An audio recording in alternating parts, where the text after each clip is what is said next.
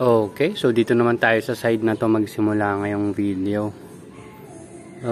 Ito. Lumalaki naman sila eh, 'di ba?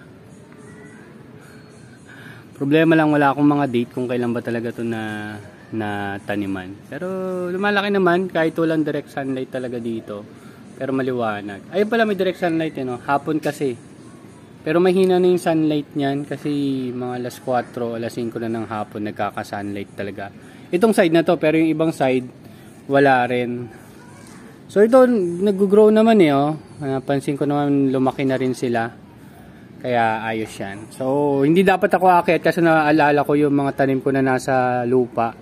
Kailangan kong diligan. Tapos ito pa, hindi ko pa nalalagyan, no. Pero malapit na kasi nag-start na rin ako mag-sow mga every 5 days. Yan.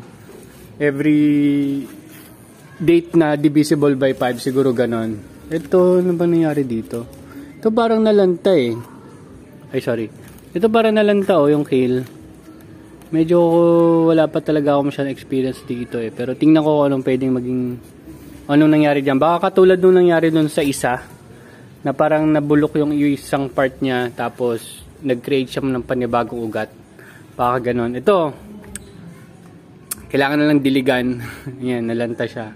Kasi nga walang dilig, hindi ako naka-akyat kaagad.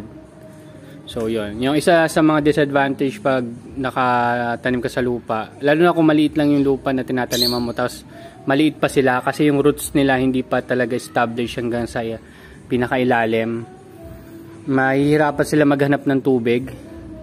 Kaya yun, kailangan mo talaga silang diligan. Mas frequent kaysa dito sa hydroponics, itong Kratky. Kasi nga, nakababad na lang talaga sila sa tubig. Kaya wala ka nang poproblemahin dapat sa tubig. Pero parang may mga dumi-dumi doon. Oh. Hindi ko alam kung saan galing yan. Sana naman walang ibon na nakakapasok dyan. Ayun. So, ayan. Yun lang naman yung mga tanim natin dito. Ayan. So magdidilig lang ako ng mga halaman na natin nasa lupa, tapos i-check ko lang yung mga kailangan ng refill or kung ano man. Wala naman. Ito yung sinasabi kong nagka-problema dati sa ugat kasi parang naputol yung lower part ng ugat niya, tapos nag-create siya ng panibagong roots. So baka ganun yung nangyari sa kale natin dun sa kabilang side. Pero itong side na to talagang hindi naman sobra, pero medyo mahina yung light dito compared doon sa location sa kabila. Based sa observation ko kung paano sila lumaki. Pero kung mapasin nyo yan, lumalaki naman. Hindi lang ganun kabongga. Pero sa susunod, meron na tayong mga dates kung kailan sila natanim para at least alam natin kung ilang days na sila simula nung itinanim natin as seed. Ka-check natin iba. So ito na nga inaalala ko. Buti na lang pumunta ako dito kasi mapansin nyo, lanta na sila. Hindi ko kasi na-consider na sobrang laki na nila at saka parang hindi ko sila na diligan kahapon or na-refill kahapon, dapat na-refill ko sa kanila. So hopefully maka-recover sila.